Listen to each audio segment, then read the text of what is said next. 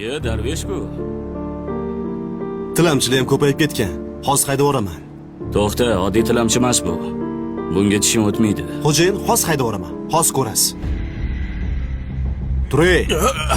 Bu xususiy hudud. Men ketadigan joyda emas, o'zim uyimda o'tiribman, ko'chada. Sandakilarning juda ko'pini ko'rganman. Tur. Men ham sizga o'xshaganlarni ko'pini ko'rganman. Siz faqat buyruq olasiz, lekin o'zingizni shaxsiy fikringizga ega emassiz. Menga qarang. Nima deyapsan? Tan oling.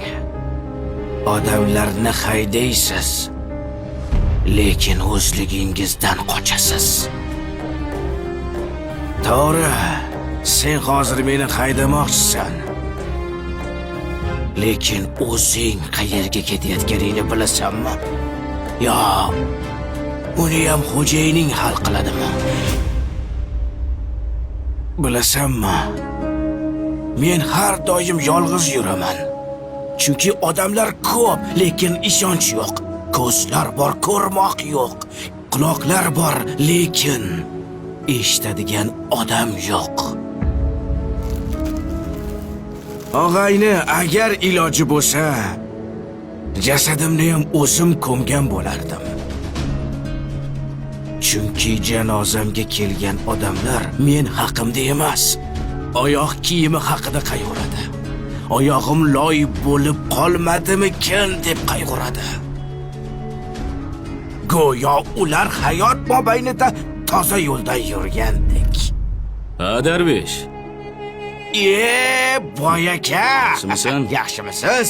Ha, bu ishchi sizni xodimingizmi? Ha, men senga nima degandim? Bor, hujjatlarni mashinaga olib bor. Gaplarimdan xafa bo'lish yo'q. Uzr. Mayli. Menga ruxsat endi. To'xta. Labay. To'g'risini ayt. Nechta diploming bor? Buncha ko'p narsani qayerdan bilasan?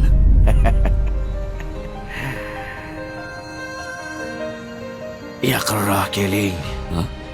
Boy aka, meni bitta diplomim bor. Uyam bo'lsa xatolar degan diplom. Men ko'p xato qilganman.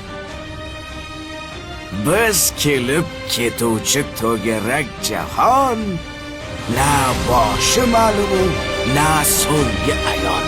Hech kimsa rostini aytib bera olmas. Biz qaydan keldik-ku, keturmiz qayon. Odamzod.